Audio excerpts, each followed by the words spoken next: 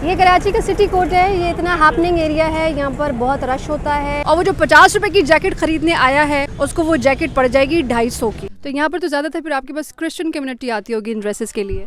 आजकल तो पठान लोग भी आ रहे इधर, वो भी पहनते हैं जी। हमारा 18 साल है। तो जनाब आज का दिन जो कि सुबह 10 बजे स्टार्ट हुआ ख़त्म होने का नाम ही नहीं ले रहा। लुंडे के अंदर भी बहुत सारी टाइप्स हैं, first class, second class, third class और ट्रैश। अस्सलाम वालेकुम जी, मैं हूँ राफिया अवान और इस वक्त मैं मौजूद हूँ कराची शेर शाह पर। आज हम आपको बताएंगे कि लुंडा बाज़ारों में लुंडे का कपड़ा, जूते, खिलौने, पर्स वगैरह कहाँ से आते हैं, कहाँ जाते हैं, कितने कंटेनर्स आते हैं, कितने बेचे जाते हैं, फिर छोटी मार्केट्स में कैसे पहुँचते हैं और साथ में आपको गोदाम का विजिट भी कराएंगे। आपको इंपोर्टर्स के साथ भी मिलवाएंगे, वो लोग जो कि ख़रीदो फरोख्त करते हैं। ये भी जानेंगे कि क्या सिर्फ लंडा जो बाज़ार हैं वो मुतवसत तबके तक महदूद हैं या फिर मिडिल क्लास भी अब ये कपड़े पहनना ओढ़ना पसंद करते हैं। तो इस वीडियो को देखिए आप ये सारी इन्फॉर्मेशन जानने के लिए। तो इस वक्त मैं मौजूद हूँ शेर शाह के इस गोदाम में और इस गोदाम कुछ इस तरीके से दिखाई देता है। बहुत सारे गेट्स हैं और मैं मेन गेट के अंदर हूँ। West Wharf Karachi, East Wharf Karachi और पोर्ट कासिम पे ये सामान उतरता है सारा। तो आपको एक गोदाम का विज़िट कराते हैं। तो ये शेर शाह का गोदाम है, हाजी शेर गोदाम। बाहर से कुछ ऐसा दिखता है, बड़े बड़े गेट्स और इसके अंदर मज़ीद गेट्स हैं और हर गेट के अंदर एक बहुत बड़ा गोदाम है। तो अब मैं जा रही हूँ गोदाम के अंदर और गोदाम के अंदर के जो मनाज़र हैं वो हम आपको दिखाते हैं। इस तरीके से बहुत बड़ी तादाद में ये छोटे छोटे ब्लॉक्स पड़े होते हैं। इन ब्लॉक्स के अंदर क्या है? इनके अंदर कपड़े हैं, इनके अंदर कंबल हैं, इनके अंदर बच्चों के कपड़े भी हैं और एप्रन, इसके अलावा bed sheets, quilt, what not, बहुत सारा सामान है। तो बहुत बड़ा गोदाम, बहुत बड़ा सिस्टम, इतना बड़ा बिज़नेस है ये पाकिस्तान का। और इम्पोर्टर्स पाकिस्तान के जो इंटरनेशनली ये सामान लाया जाता है, ये जर्मनी, फ्रांस और यूएसए, यूके से लाया जाता है। तो इस तरीके से ये लिफ्टर्स लंडे का सामान एक जगह से दूसरी जगह और दूसरी से तीसरी जगह ले जाते हैं। इन लिफ्टर्स की कैपेसिटी बहुत अच्छी है, बहुत हैवी सामान बहुत आसानी से उठा लेते हैं और मददगार साबित होते हैं इस तमाम तर सामान को मोबाइल करने में। तो मेरे पीछे इस वक्त आप लिफ्टर देख रहे हैं, ये है वो लिफ्टर जो कि इस सामान को अच्छे तरीके से पूरे गोडाउन में तरतीब देता है। और उसके बाद ये जो लिफ्टर्स हैं ये न सिर्फ सामान यहाँ से वहाँ लाने के लिए बल्कि और जो इसका काम करता है यकीनन उसको बहुत सारा काम करना पड़ता होगा। तो ये है वो लिफ्टर जिसके अंदर पूरे गोदाम में सामान यहाँ से वहाँ रखा जाता है। ये आप देख रहे हैं मेरे सामने कुछ स्पोर्ट्स टी शर्ट्स पड़ी हुई हैं। तो अभी फीफा वर्ल्ड कप गुजरा है तो चाहने वाले जो स्पोर्ट्स के हैं वो पूरी दुनिया में हैं। तो ये सामान जनाब आता है जर्मनी से, यूएसए से, यूके से, दुबई से, फ्रांस से, बेल्जियम से और सबसे महंगा लुंडा जो है वो कोरिया का है। लुंडे की जब भी बात होती है तो लोगों को ये लगता है कि लुंडा बाज़ारों का रुख सिर्फ़ और सिर्फ गरीब और मुतवसत तबके के लोग करते हैं, मगर आजकल ऐसा नहीं है। मैंने देखा है कि बहुत सारे मिडिल क्लास लोग भी लुंडा बाज़ारों का रुख करते हैं। और अब तो डीएचए में, गुलबर्ग में और बहुत सारे ऐसे पोश एरियाज़ हैं जहाँ पर समझा ये जाता है कि मुखय्यर हजरात रहते हैं। वहाँ पर भी इतवार बाज़ार के नाम से, Sunday market, Tuesday market, Monday market के नाम से इनके अंदर एक्चुअल में लुंडा होता है।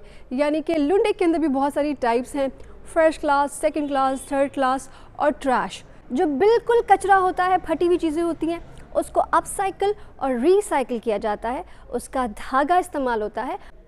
तो शेर शाह के इस गोदाम में इस वक्त मैं मौजूद हूँ और यहाँ से मैं कह रही हूँ इस गोदाम को अल्लाह हाफ़िज़, क्योंकि यहाँ बहुत सारा सामान पड़ा है। गोदाम मैंने देख लिया है, लोगों से मुलाकात मेरी हो गई है और इस मुलाकात के बाद अब मैं जा रही हूँ उन इम्पोर्टर्स का इंटरव्यू करने जो इम्पोर्टर्स इन चीज़ों को बाहर मुल्क से यानी कि यूरोप, यूएसए, दुबई, कोरिया वगैरह से मंगवाते हैं। तो उनसे मिलेंगे और जानेंगे कि वो ये सामान कितने में मंगवाते हैं, एक कंटेनर कितने का आता है, एलसीज़ कैसे फंस जाती हैं, टैक्स का क्या रोल होता है वगैरह वगैरह। अगर आप ये जानना चाहते हैं कि इम्पोर्टर्स ये सामान पाकिस्तान में कैसे मंगवाते हैं, एक कंटेनर की मालियत कितनी होती है, एलसीज़ बंद हो जाएं तो क्या होता है, ये जानने के लिए आपको ये वीडियो देखनी पड़ेगी पूरी। और अब हम करेंगे उन इम्पोर्टर्स का इंटरव्यू। इस वक्त मैं गोदाम से बाहर आ गई हूँ और गोदाम के बाहर की सूरत हाल कुछ इस तरीके की है कि बहुत बड़े बड़े गेट्स हैं और उन गेट्स के ऊपर गेट नंबर्स लिखे हुए हैं 1, 2, 3। बहुत बड़ा खुला दालान, ये इसलिए इतना बड़ा रखा जाता है, ये एरिया या चूज़ किया जाता है इसलिए ताकि ट्रक और जो कंटेनर्स हैं बड़े साइज़ के वो अंदर आ सकें। तो जनाब शेरशाह के गोडाउन से हम निकल गए हैं और अब मैं जा रही हूँ सिटी कोट हूर सेंटर नेपियर रोड पे। और इस पर अब क्या है कि वहाँ पर हम लोगों से मिलेंगे, वो तमाम इम्पोर्टर्स जो कि दुनिया भर से लुंडे का सामान मंगवाते हैं और वो फिर कराची की मार्केट्स में बिकता है, मुख्तलिफ मार्केट्स में जाता है। कराची तो खैर बहुत बड़ा है, अगर इसकी मार्केट की बात की जाए तो पूरे पाकिस्तान में जाता है, लेकिन सबसे बड़ी मार्केट कराची है। फिर लाहौर की मार्केट है, पेशावर की मार्केट भी कदरे बड़ी है, और अगर पिंडी की मार्केट की बात की जाए तो वो पिंडी से स्टार्ट होकर कश्मीर तक जाती है।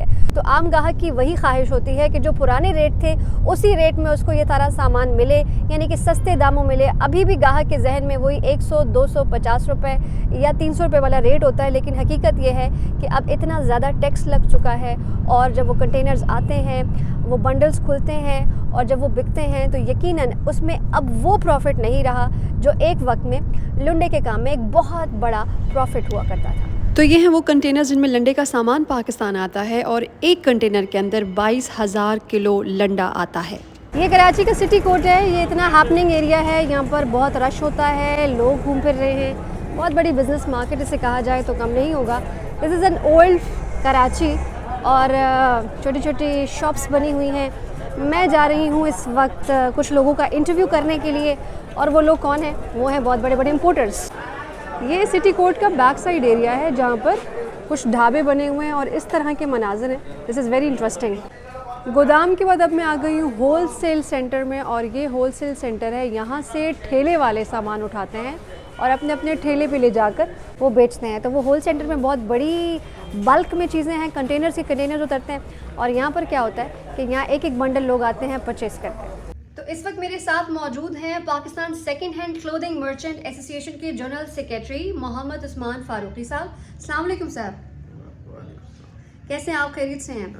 उस्मान साहब, ऐसा करते हैं हम ये कैमरा आपकी तरफ मोड़ लेते हैं ताकि हम ये क्लियरली जान सकें कि क्या चैलेंजेस का सामना करना पड़ता है। इस वक्त एक सबसे बड़ा प्रॉब्लम तो ये है कि पिछली हुकूमत ने 10% हमारे पर रेगुलेटरी ड्यूटी लगाई हुई है। 50 साल की हिस्ट्री में आज तक किसी हुकूमत ने सेकेंड हैंड कपड़ों पर रेगुलेटरी ड्यूटी नहीं लगाई। इवैल्यूएशन प्राइस के बारे में भी कुछ बताएं। पहले ITP इन्होंने मुकर्रर की हुई थी 25 रुपये किलो के हिसाब से, जिसे अब बढ़ाकर 70 रुपये पर किलो कर दी गई है, जो कि तकरीबन 300% ज़ायद है। तो इस वक्त मैं मौजूद हूँ मिस्टर आबिद इकबाल के साथ, और he is importer of use clothing. Pakistan में जो माल आता है जिसे हम आम ज़बान में लुंडे का माल कहते हैं, और उसमें कपड़े, जूते, हर तरह की चीज़ें होती हैं। ये सेकंड हैंड माल कैसे आता है, कैसे डिस्ट्रीब्यूट होता है पाकिस्तान में, क्या इश्यूज़ हैं, क्या चैलेंजेस का सामना करना पड़ता है एक इम्पोर्टर को, हम उनसे जानेंगे। अस्सलाम वालेकुम आबिद साहब। जी वालेकुम अस्सलाम। तो सबसे पहले तो हम आपसे ये जानना चाहेंगे कि एज ए इम्पोर्टर सबसे बड़ा चैलेंज क्या है? जी, सबसे बड़ा चैलेंज इस वक्त तो हमें जो दरपेश है वो डॉलर्स की अदम फरहमी और हमारी कस्टम्स वैल्यूएशन का ज़ालिमाना जो उसमें इजाफा किया गया है। इस चीज़ों को सॉल्व करने की कोशिश करें। जी, गवर्नमेंट का जो कॉम्पिटेंट फोरम है, डायरेक्टर जनरल वैल्यूएशन कस्टम्स हैं, उनके पास हमारी पिटीशन दायर और है। हेयरिंग के नतीजा इम्पोर्टर्स के खिलाफ आया, मामला जूं का तूं है। और कराची की यही बात है कि जितना बड़ा भी कारोबार हो, लोकेशन ऐसी होती है कि देखकर यकीन नहीं आता बंदे को कि यहाँ पर रहने वाले, बसने वाले इतने बड़े बड़े इम्पोर्टर्स भी हो सकते हैं। तो सूरत हाल कुछ ये है। इस तरह पतली पतली गलियों में ये ऑफिसेज़ बने हुए हैं, और ये ऑफिसेज़ कहना चाहिए कि मिलियनियर बिलियनियर्स के हैं तो गलत नहीं होगा। तो अब मैं जा रही हूँ कराची के लाइट हाउस, और उस लाइट हाउस में हम बात करेंगे बहुत सारी आवाम से कि आवाम की क्या एक्सपेक्टेशंस हैं लुंडे को लेके। आज भी आवाम 50 रुपये वाला, 100 रुपये वाला जैकेट ख़रीदना और पहनना चाहते हैं। सिटी कोर्ट के बाहर के मनाजिर हैं, और यहाँ बहुत शोर है। मैंने माइक लगा लिया है ताकि आपको आवाज़ क्लियर आ सके। यहाँ पर कुछ किचन है और लोग खाना खा रहे हैं ढाबे का, और बहुत सारे लोग यहाँ पर बैठे हुए होते हैं। तो यहाँ पर चूँकि सिटी कोर्ट का एरिया है तो कुछ वकील बैठे हुए हैं, अपनी चाय वगैरह एंजॉय कर रहे हैं, और इस तरह का ये एरिया है। Karachi is always very congested, बहुत नेक टू नेक है, भरा पड़ा होता है कराची। जहाँ देखें आप लोग ही लोग हैं और बंदे ही बंदे हैं। हम बाहर की जानिब जा रहे हैं, और मैं जा रही हूँ यहाँ पर लाइट हाउस कराची। कराची मेरा आबाई शहर है, मैं यहीं पैदा हुई हूँ, मुझे कराची से बहुत मोहब्बत है। अक्सर लोग कहते हैं कि आप स्ट्रीट लाइफ कैसे एंजॉय करती हैं, तो मैं कराची में जैसे अभी घूम फिर रही हूँ, मैं ऐसे ही घूमती फिरती रहती हूँ। पुराना कराची हो या नया कराची हो, स्ट्रीट फूड हो, ढाबे हो, कुछ भी एक्सप्लोर करना हो, मेरे अंदर एक असली वाला जो रियल जर्नलिस्ट है, जो कहीं जाने से घबराता नहीं है। जैसा कि आपने आज देखा कि बग़ैर खौफ व ख़तर, बग़ैर किसी टेंशन के मैं जो है शेरशाह चली गई और शेरशाह की जो गोदाम है वहाँ पर मैं अकेली सब कुछ कवर किया और देखा। और वहाँ बहुत सारे वो लोग जो कि ये काम करते हैं, ख़ुसूसी तौर पर पेशावर, कोयटा और बॉर्डर के करीब से जो पठान कम्युनिटी के लोग हैं वो काम करते हैं। मैंने अपनी इस फील्ड को, अपने जर्नलिज्म को हमेशा बहुत इन्जॉय किया है। मुझे मज़ा आता है कि मैं अपना माइक कैमरा उठाती हूँ और कहीं भी निकल जाती हूँ और कुछ रिपोर्ट करती हूँ। ऐसे करने से मुझे भी बहुत नॉलेज मिलती है और वो तमाम लोग जो मेरा यूट्यूब चैनल फॉलो कर रहे हैं उन्हें भी बहुत कुछ पता चलता है और वो दुनिया को मेरी नज़र से देखते हैं फिर। अच्छा, हमारे पठान कम्युनिटी के लोगों में ना एक चीज़ बहुत अच्छी है, ख़वातीन की इज़्ज़त बहुत ज़्यादा करते हैं। तो ये ट्रेडिशनल लोग इतनी रिस्पेक्ट देते हैं तो बहुत अच्छा लगता है। पाकिस्तान के कल्चर में मुझे वैसे तो बहुत सी चीज़ें अच्छी लगती हैं, लेकिन सबसे अच्छी बात ये लगती है कि किस तरीके से ये लोग माँओं बेटियों की रिस्पेक्ट करते हैं। तो जनाब, इस वक्त मैं लुंडा बाज़ार के मेन रोड पे खड़ी हुई हूँ। ये एंट्रेंस है और यहाँ पर बहुत सारे कपड़े बच्चों के मिलते हैं। एक शॉपकीपर से हम बात कर लेते हैं, उनसे हम जानेंगे कि क्या चीज़ कितने की मिल रही है। अस्सलाम वालेकुम। कितने टाइम से काम कर रहे हो? 5 महीने हो गया। 5 महीने से काम कर। अभी तो बहुत छोटे हो। अभी तो हाँ बहुत छोटे हो। क्या उम्र है तुम्हारी? हमारा 18 साल है। 10 साल के रहे हो। नहीं, हम छोटा है बाजी। अच्छा, कितने का सामान बेच रहे हो? ये स्वेटर वगैरह कितने का है? 200 250 ये सा रेट है। आवाम क्या कहती है? माइक थोड़ा ऊपर कर लो। आवाम क्या कहती है? कितने का चाहिए? अवाम नहीं, अवाम सस्ता लेना है। सस्ता लेना है। हाँ कोई इसमें कमाई है या नुकसान हो रहा है? नहीं, कमाई है। नुकसान तो नहीं हो रहा है। नहीं, नुकसान कोई भी चीज़ पर नहीं कर सकता है। और इसे कहते हैं बच्चे मन के सच्चे, यानी कि दुनिया कह रही है कि जी हम कमा नहीं पा रहे हैं, बहुत महंगा है, ख़रीद नहीं पा रहे हैं। ये छोटा बच्चा इसने सच सच बता दिया कि जी पैसे मिल रहे हैं, कमा रहे हैं, चिल कर रहे हैं। तो जनाब, आज का दिन जो कि सुबह 10 बजे स्टार्ट हुआ, ख़त्म होने का नाम ही नहीं ले रहा। तो इस वक्त मैं एक ऐसी शॉप पे हूँ जहाँ पर एक ऐसी इंटरेस्टिंग चीज़ बिक रही है लंडा बाज़ार में, जो मैं नहीं सोच सकती थी कि ये चीज़ें भी लंडा बाज़ार में होती हैं। यानी कि क्रिश्चियन कम्युनिटी के जो बहुत ही फैंसी ड्रेसेस होते हैं, स्पेशली उनकी वेडिंग ड्रेसेस होते हैं, वो यहाँ बिक रहे हैं। और आई कैन नॉट इमेजिन कि इतने प्यारे और इतने बेहतरीन ड्रेसेस, ये देखें आप मेरे पीछे, टू मैनी ब्राइडल ड्रेसेस और ब्राइडल मेड और ब्राइडल फ्रेंड्स और जितनी भी हमारी क्रिश्चियन कम्युनिटी है जो कि अपने शादी के त्यौहार पे वाइट कलर पहनते हैं, उनके लिए ये बहुत सारे wardrobe. I can not guess the prices. I will ask the shopkeeper कि इसकी क्या प्राइसेस है। तो अगर हम शॉपकीपर से पूछें, अस्सलाम वालेकुम लाला, ये एक ड्रेस जो ब्राइडल है ये कितने का मिल जाता होगा अंदाज़न? कितने का मिल जाता होगा ये एक ड्रेस अंदाज़न? ये मुख्तलिफ प्राइस से देते हैं। अच्छा, तो कुछ बताएंगे कि अगर ये जो इस वक्त ये मैनिक्विन पे है ड्रेस, ये वाला, ये मैनिक्विन वाला ड्रेस कितने का होगा? हाँ जी, ये 4500 का, फाइनल 4000 का पड़ेगा। ये टेल स्टाइल में, ये देख लो, फाइनल 4500 का है। तो ये टेल स्टाइल आप बता रहे हैं, तो आपको कैसे ये अंदाज़ा होता है कि ये ड्रेस महंगा है, ये सस्ता है, इसको महंगा बेचा जाए, इसको सस्ता बेचा जाए? ये तो हमें बस पता चल जाता है ना, उधर जब हम माल उठाते हैं ना महंगा होता है। अच्छा, एक चीज़ 500 का लेते वो 2000 का बेचते, इधर 1000 का, इस तरह बेचते रहते। 400 kg का बंडल होता है, ठीक है, उसमें वाइट का अलग होता है, कलर का अलग होता है। अच्छा जी, गिनने का वो नहीं होता है, बहुत सारे निकलते। तो जनाब, मेरी तो हो गई है बस, मैं तो थक गई हूँ। कराची के लंडा बाज़ार लाइट हाउस पे मैं मौजूद थी। यहाँ देख सकते हैं आप बैकग्राउंड में, ये लाइट हाउस ही है। एंट्रेंस पे मैं खड़ी हुई हूँ, बहुत रश लोगों का, भाव ताव, लोग सवाल जवाब कर रहे हैं, सस्ते में ख़रीदना चाहते हैं, लेकिन माल चूँकि पीछे से ही महंगा आ रहा है, जैसे कि मैंने आपको बताया भी। LCs बंद पड़ी हुई हैं, कंटेनर्स के कंटेनर्स पड़े हुए हैं, एवेल्यूएशन में माल पड़ा हुआ है। तो अब ऐसे में जब माल रोका हुआ है, शिपमेंट्स रुकी हुई हैं, LCs बंद हैं, तो जितनी देर तक वो माल पड़ा रहेगा उतनी देर में उसके रेंट में क्योंकि इजाफा होगा तो वो माल और महंगा होता जाएगा। और एक बात बहुत समझने की वो ये है कि बहुत सारे तो ऐसे सामान हैं जो फ्री में आ जाते हैं बाहर मुल्क से, सिर्फ और सिर्फ इम्पोर्टर को शिपमेंट की कॉस्ट पे करनी पड़ती है।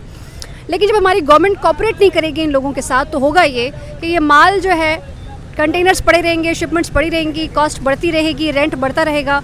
और वो जो 50 रुपये की जैकेट ख़रीदने आया है लाइट हाउस, एक गरीब आदमी, उसको वो जैकेट पड़ जाएगी 250 की। तो वो लोग जो मनसब पर मौजूद हैं, साहिब इख्तिदार, उनसे मैं ये सवाल करती हूँ कि ये गरीब आवाम अगर लंडा भी ना ख़रीदे तो क्या ख़रीदे?